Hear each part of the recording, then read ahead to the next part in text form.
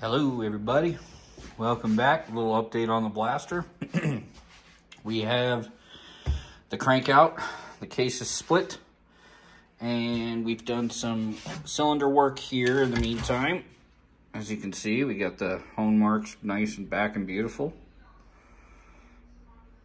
That's just some of my greasy handprints in there. But a lot of people will run a hone through here. Before you do that, try getting you a Scotch-Brite pad. You'd be surprised what that'll do. More often than not, a lot of the shit you see in cylinders is glazing, and glazing can be removed with a Scotch-Brite fairly easy. So, next are the cases. Before I split them, I cleaned them all off.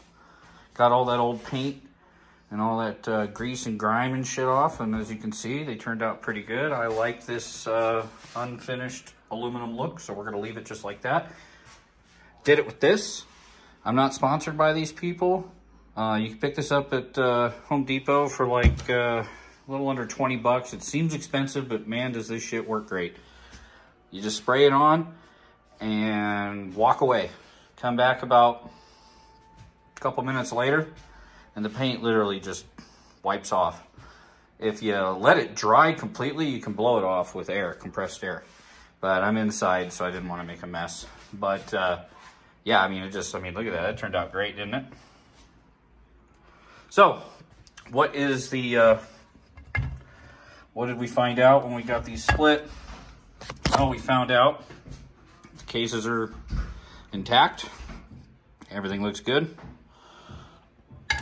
On that side, that one looks great.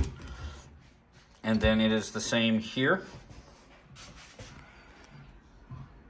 So no major damage. What I did find out though is this main bearing has a hard spot in it.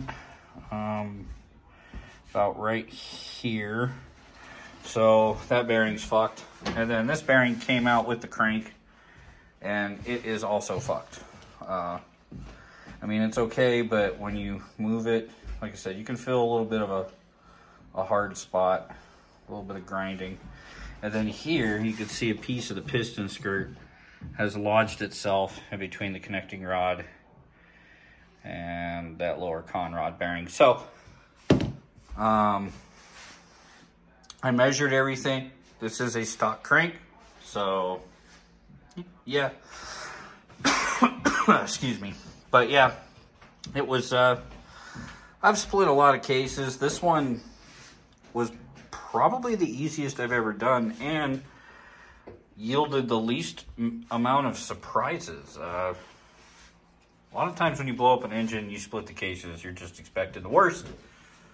And that didn't happen. So, fucking A.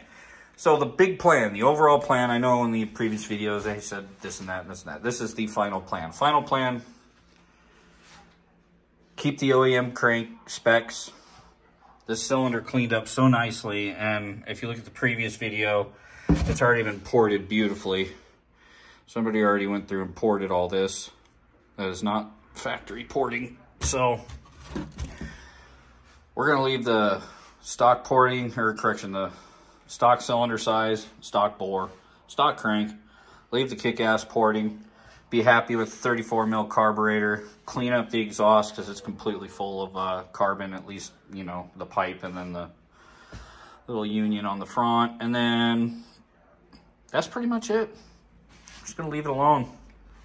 I think in its current configuration, I'm gonna get the most power with reliability. Like, I think if I get much more out of it, I could, you know, do the big bore and the stroker kit. And I thought about it, but I did my research on it, and most people say just deck the head, keep the stock piston size, do some kick-ass porting, and these motors will put out comparable numbers as the, you know, the bigger bore machines, and you get to retain a nice, good, thick cylinder wall, which is what you want with an air-cooled motor.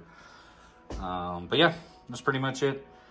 If you guys have any comments, leave them down below. Any suggestions, any criticisms, you can make fun of me. I don't care. I'm just going to respond in kind.